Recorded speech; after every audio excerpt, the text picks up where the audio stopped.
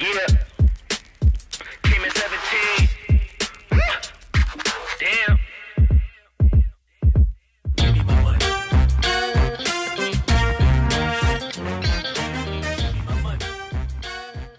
Assalamualaikum warahmatullahi wabarakatuh. Malam hari ini Om Jack bertanya kehadiran tamu yang sangat luar biasa. Orangnya masih muda tapi memiliki beberapa usaha yang luar biasa dan sangat menarik. Kita banyak bertanya dan belajar karena orangnya juga sangat supel dan mau berbagi. Halo, Assalamualaikum. Selamat malam Pak Sarwan. Waalaikumsalam warahmatullahi wabarakatuh. Gimana kabar? Keluarga sehat? Alhamdulillah sehat. Gimana kabar Om Jack?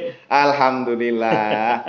Jadi ya hari ini tadi dapat telepon dari saudara, sahabat Pak Ustadz Bahana. Oh iya. Katanya sesekali dong tampilkan pengusaha-pengusaha muda Kolaka gitu, biar bisa berbagi. Gitu. Siap Ustadz, saya jadwalkan pokoknya malam ini juga kalau bisa gitu. Dan ternyata setelah dihubungi, ternyata Mas Bro ini siap untuk berbagi cerita. Siap. Baik. Jadi di Om Jack ini ingin mengajak untuk Mas Bro ini biar bisa sharing bagaimana UMKM di Kolaka ini bisa juga berkembang seperti di Jogja. Dan saya dengar bahwa kayak Miambo, taksi Miambo itu kan situ ternyata. Cerita tentang bagaimana perjuangannya membangun usaha yang sekarang digeluti di Kolaka ini. Iya. Sebenarnya memulai usaha itu saya sudah sejak SD itu udah mulai usaha. Betul. Udah mulai usaha sebenarnya. Jadi dulu kalau SD kan ada es lilin itu. Nah, saya jualan es lilin waktu di SD. Nah, ketika pada saat itu saya di Kolaka, terus kemudian mendirikan usaha pertama saya itu sebenarnya digital printing. Digital printing. Ya. Usaha pertama bersama teman-teman pada saat itu. Dengan ilmu yang saya dapat yang terbatas yang saya dapat dari Jogja yang saya anggap belum khatam, saya kemudian datang ke sini, saya berani. Saya berani untuk ambil risiko terjun. Nah, sekarang itu bisnis pertama. Iya. Dibilang berhasil enggak, gagal. Oh, jadi yang printing itu udah terus selesai. Jadi di printing itu kami yang pertama-tama yang bawa ke Kolaka digital printing itu. Yang mencetak di MUK. Iya, betul. Foto yang di akrilik. Oh, itu. Bikin gantungan kunci yang bisa print foto. Iya. Nah, itu kami yang pertama bawa. Dan sekarang banyak juga yang mengedukasi. Iya. Tapi saya prinsipnya tidak mau jadi followers. Iya. Siap. Saya selalu berupaya untuk menjadi yang pertama. Kalaupun itu kemudian bisnisnya sama, setidaknya saya punya inovasi atau kreativitas tersendiri yang membuatnya beda. Betul. Ya. Dikemasnya beda. Dan itu yang harus dimiliki memang oleh seorang pengusaha karena inovasi dan kreativitas itu penting. Ya. Kadang kan produk kita mungkin kita sudah banyak pelanggan. Betul. Udah banyak pelanggan, udah ratusan bahkan mungkin ribuan pelanggan di Kolaka kita punya. Tetapi kita yang kita tawarkan adalah produk-produk itu terus, lama-lama kan pasar jenuh. Betul. Kalau kita tidak kreatif dan tidak inovatif menciptakan produk-produk baru, maka mungkin pasar kita akan direbut oleh pesaing. Betul. Nah, itu yang ini. Singkat, apa yang membuat usaha yang di awal ini gagal? Nah, karena keterbatasan mungkin usaha awal, terus kemudian keterbatasan ilmu yang dipakai dan bermodalkan kenekatan pada saat itu. Beberapa hal yang memang mendasar yang kemudian membuatnya gagal. Mulai dari memanajemen itu, terus mengatur keuangan untuk itu. Ya namanya pengusaha pemula. Iya, betul. Tapi saya bilang bahwa itu tidak ada kegagalan itu bukan serta-merta tidak memberikan makna atau pelajaran. Betul. Pelajarannya banyak, maknanya besar. Yang membangun mental saya dan teman-teman yang sekarang juga mungkin ada yang buka usaha lebih kuat. Karena Dasarnya dari situ. Iya. Nah, terus yang kedua, berikutnya setelah Setelah itu balik haluan dari jadi situ. sebenarnya apa namanya usaha yang awal ini itu kemudian sebenarnya sempat kami ekspansi. Ekspansi yang kedua itu kami lakukan melalui usaha yang sama ini, membuka pertama kali di Kolaka. Ini pertama kali di Kolaka lagi. Pertama kali di Kolaka, warkop yang bisa online. Orang bawa laptop udah bisa internetan. Oh. Tapi dulu masih jaringan itu Masih loadingnya lama. masih Ya. ulatnya lama. Iya. Iya. Namanya online cafe pada saat Online itu. cafe. Kebetulan pada saat itu kami sewa Online cafe. online cafe. Oh, ternyata Anawai. ini nih orang. Iya. Yang di Anawai ya. Berarti sekarang sudah enggak juga ya, enggak juga. jalan lagi. Enggak Kedua gagal lagi. Ya. Nah. Ketiga. Gagal lagi ketiga, kemudian saya pikir, oh mungkin saya harus belajar lagi. Iya. Harus belajar lagi. Nah saya ingatlah bahwa ini memang saya kan masih muda. Betul. Saya harus belajar ke perusahaan yang sudah mapan atau manajemennya sudah bagus ya. Untung-untung kalau bisa yang perusahaan nasional. Betul. Nah, jadi ketika bubar, teman juga mitra saya yang sahabat saya juga itu masing-masing punya kesibukan di kantornya juga masing-masing, kita bubar. Terus kemudian saya juga kemudian daftarlah ke salah satu bank swasta di Kolaka. Di Kolaka. Ya, di Kolaka. Dengan harapan ya sembari saya juga untuk menafkahi hidup saya. Betul. Kebetulan pada saat itu masih bujang nafkahi hidup saya. Terus kemudian juga untuk belajar. Iya. Karena prinsip saya tidak ada kata akhir untuk belajar. Betul. Tidak ada kata akhir untuk belajar. Perubahan cepat, bro. Nah, kata orang tuh perubahan cepat, bro. Kalau kita tidak cepat juga untuk belajar, kita digilas sama perubahan. Betul. Nah, itu jadi saya masuk ke Berarti salah sempat satu jadi bank karyawan. swasta. Berarti sempat jadi karyawan bank ini. Sampai sekarang. Sampai sekarang. Jadi saya double job ceritanya. Hanya sebenarnya untuk usaha sebenarnya saya dari nanti saat ini nih, ini spesial di Om Jack. Iya. Diumumkan bahwa Miambo tadi. Iya. Padahal saya ke manajer. Kebetulan saya tunjuk manajer untuk kelola itu. Dan saya sampaikan, tidak ada yang perlu tahu usaha ini punya siapa. Tapi sekarang ini spesial ini di Om Jack nih. Iya. Saya bilang tidak ada yang perlu tahu usaha ini. Betul. Karena saya buat usaha ini bukan mau pamer-pamer loh, saya punya usaha enggak. Betul. Yang penting usaha ini saya bisa jalan, bisa menghidupi banyak orang, bisa memberikan manfaat banyak orang, ya kan? Bisa mempekerjakan orang. Betul. Itu suatu kepuasan tersendiri. Sip. Nah, itu sampai sekarang ya itu yang saya jalani. Dan saya pikir juga salah satu solusi untuk menuntaskan pengangguran ya sebanyak-banyaknya membuka lapangan pekerjaan melalui UMKM. Betul. Kalau kemarin kan saya sempat baca data dari BPS, Badan Pusat Statistik Kolaka. Iya. 2020.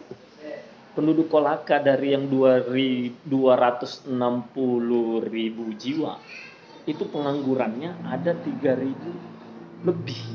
Penganggurannya 3.000 lebih. Pengangguran 3.000 lebih. Iya, betul. Pengangguran 3.000 lebih ini 1.000-nya itu sarjana, 1.000-nya sarjana, 2.000-nya ini lulusan SLTA. Nah, itu saya gambaran. Nah, yang kemudian tantangannya lagi adalah bahwa setiap tahun masih berdasarkan data Badan Pusat Statistik tersebut di 2020, Kolaka itu menghasilkan 5.000 lulusan baru untuk SLTA dan 1.000 lebih lulusan sarjana, baik itu D3 maupun S1. Bisa kebayang nggak itu? Yang menganggur masih ada 3.000, yang kemudian siap tambah lagi 6.000. Dan yang paling luar biasanya itu ini, Mas Jack. menurut data juga itu BPJ, Badan Pusat Statistik itu Betul. di 2020 ini ya, gambaran di 2020. Mudah-mudahan ke depan lebih meningkat Iya. lagi bahwa pencari kerja kita di Kolaka itu setiap tahun ada 6.000 orang. Betul. Tetapi lapangan pekerjaan yang tersedia itu cuma enggak sampai 2.000, cuma 1.800 kalau nggak salah. Iya. Bisa kebayang nggak itu 6.000 orang yang cari kerja, lapangan pekerjaannya yang terdaftar di Depnaker ya, itu cuma 1.800. Berarti akan ada tambahan 4.000 pengangguran baru. Betul. Nah, solusinya apa? Solusinya ya salah satunya menumbuhkan minat dan Minat. jiwa untuk berusaha. UMKM. Bayangkan kalau dari 3.000 tadi itu ya, anggaplah yang 1.000 ini yang sarjana punya modal lah untuk buka UMKM lah ya. Modal buat buka UMKM. 1.000 ini jadi pengusaha. Terus kemudian satu pengusaha ini bisa mempekerjakan 2 orang. Yang kan 2.000 orang selesai. Betul. Nggak ada pengangguran. Nah, Bro, menurut pandangan situ, kira-kira siapa yang paling bertanggung jawab atas ini? Apakah biasanya kan kita salah sedikit pemerintah lagi, salah sedikit pemerintah lagi yang harus bertanggung jawab. Padahal bukan salah pemerintah sih kalau menurut saya. Jadi kira-kira siapa yang bertanggung jawab dalam hal ini? Selain kita sebut nama pemerintah loh. Iya, betul. Menurut saya sih yang bertanggung jawab adalah kita semua. Kita semua. Kita semua. Karena pemerintah juga pasti punya keterbatasan. Tetapi walaupun punya keterbatasan, semaksimal mungkin mengupayakan untuk menciptakan iklim tersebut. Nah, kita yang punya kemudian kemampuan untuk menciptakan lapangan pekerjaan walaupun kecil, ya harus berusaha untuk itu. Ya, macam situ harus harus men-share apa-apa yang menjadi trik-trik gitu. Kan seperti Coca-Cola nih. Iya. Dia dalam membangun sebuah usaha kan dia punya triple konsep. Semua orang yang berusaha, yang punya nama, dia pasti ada konsep. Kayak Cola itu dia punya triple konsep. Jadi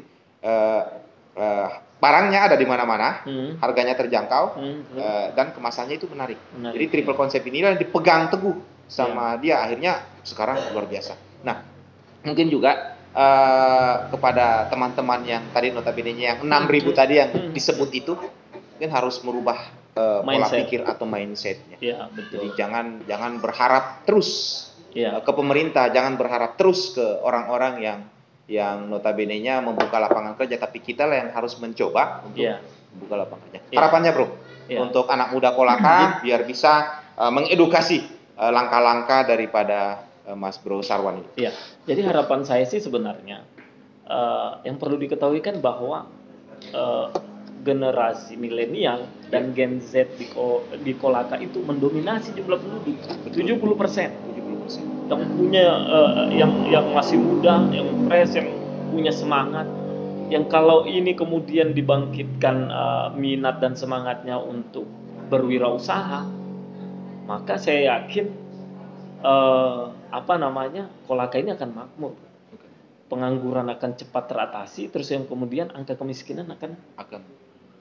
Karena perlu kita tahu bahwa angka kemiskinan menurut pemerintah bahwa yang berpenghasilan di bawah 300.000 per kapita per bulan. Per bulan, betul. Berarti kalau dia sudah tidak berusaha, tidak punya pekerjaan atau menganggur, otomatis kan dia tidak punya penghasilan. Apakah bisa digolongkan begitu? Ya pastilah itu. Nah, harapan saya sih sebenarnya, ayo kita mumpung masih muda, generasi muda yang menguasai jumlah penduduk Kolaka saat ini, betul. Ayo kita sama-sama, ayo kita tumbuhkan jiwa berwirausaha kita. Untuk kita niatkan untuk, ya kalau memang seumpama belum punya, saya enggak niat untuk memperkaya diri. Yang kita harus tanamkan mindset kita bukan untuk memperkaya diri, tapi untuk membantu banyak orang, mempekerjakan banyak orang, yang kemudian bisa memberikan hidup bagi orang, yang bisa menghidupkan keluarganya. Ini manfaatnya besar sekali. Nah, kemudian, tapi apa yang harus mereka bekali? Oke, ini para milenial udah punya niat, hanya bingung kan? Iya, betul. Mau dimulai dari mana? Kalau saya sih yang Om Jack tadi katakan memang benar, inovasi di produk itu. Tapi menurut saya yang utama selain inovasi produk itu, yang utama adalah mental dulu. Mental dulu yang harus diasah. Mental apa ya? Mental untuk menjadi pengusaha. Betul. Mental untuk menjadi pengusaha itu apa-apa saja. Ya kalau mungkin kita banyak baca buku terus kemudian banyak referensi atau panutan tokoh, mungkin banyak hal yang harus diasah. Tapi saya merangkumnya ada beberapa. Yaitu pertama kita harus punya emosional, kecerdasan emosional yang bagus, kecerdasan spiritual yang bagus, dan positive thinking. Positive thinking. Karena seperti pengalaman saya tadi bahwa usaha pertama, kedua, saya belum tentu berhasil, bahkan gagal. Betul. Kalau kita tidak positive thinking, maka kita akan berhenti di situ. Betul. Nah, itu yang pertama. Kita harus punya emosional yang bagus. Karena kenapa? Ketika kita punya karyawan yang punya karakter yang beda masing-masing, ini kita harus kelola. Betul. Kita harus manage emosionalnya. Bagaimana caranya kita mau manage kalau kita sendiri tidak bisa. Betul sekali. Nah itu. Terus kemudian yang kedua lagi yang harus diasah adalah keberanian untuk mengambil risiko, dibarengi dengan manajemen risikonya. Iya. Kalau cuma keberanian untuk mengambil risiko, itu kan artinya konyol. Wah, udah yang penting berani maju. Tapi juga harus dibarengi dengan manajemen risikonya. Iya, betul sekali. Memang sih untuk memulai suatu usaha itu tidak bisa 100% kita rumuskan masalah-masalah apa yang akan muncul. Betul. Paling banter itu 70%. 30%-nya yang penting itu terjadi ketika kita jalan. Betul. Oh, ternyata strategi ini gagal, harus kita ubah begini. Oh, ternyata produk ini gagal, harus kita ubah begini. Itu 30% tapi yang penting. Nah, itu jadi dia harus berani ambil risiko, mengasah mentalnya untuk berani mengambil risiko, tetapi juga di satu sisi dia harus mengasah kemampuan memanajemen risikonya. Baik. Mantap. Nah, itu yang kedua. Yang ketiga ini yang tidak kalah pentingnya. Betul. Disiplin keras. Disiplin keras. Banyak pengusaha ya. Siapalah yang kita mau jadikan panutan? Jack Ma. Terus kemudian siapa lagi? Bill Gates, atau di Indonesia Sandiaga Uno. Yeah. Mereka rata-rata disiplinnya hard disiplin. Betul. Bangun paginya rata-rata itu jam 4. Untuk apa? Ya mungkin kalau yang muslim sholat subuh, sholat tetapi yang terpenting juga itu untuk bermuhasabah, untuk mengkoreksi diri. Kemarin apa yang sudah kita lakukan, baik di bisnis kita maupun di kehidupan sosial kita. Oh, kemarin itu dan apa yang akan kita lakukan hari ini. Tetapi kalau kita kemudian bangunnya sudah jam 7, jam 8 kan tidak ada kesempatan lagi untuk itu. Pasti langsung masuk kamar mandi kan.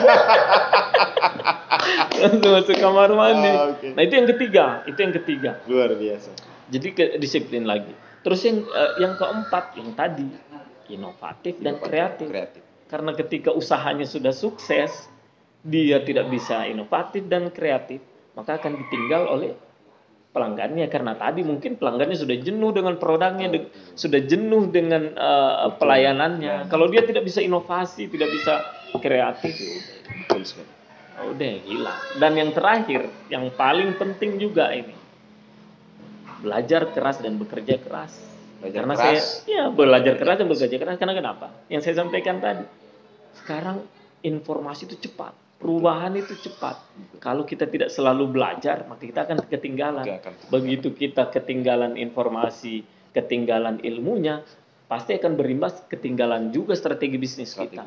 Maka secara tidak langsung juga, bahkan mungkin juga langsung akan berpengaruh terhadap maju dan berkembang usaha kita. Sip, keren sekali Bro Sarwan, luar biasa. Intinya yang bisa saya petik dari menyimpulkan dari pembahasan kita di awal tadi sampai tadi barusan ini adalah teman-teman Om Jack dimanapun berada, jangan pernah takut untuk bermimpi. Dan yang kedua, rubah pola pikir dan mindset kita. Apalagi kita pemuda Kolaka ini yang seperti apa. Kemudian yang ketiga adalah jangan pernah takut untuk mencoba. Sip. Dari saya Om Jack, assalamualaikum warahmatullahi wabarakatuh. Waalaikumsalam warahmatullahi wabarakatuh.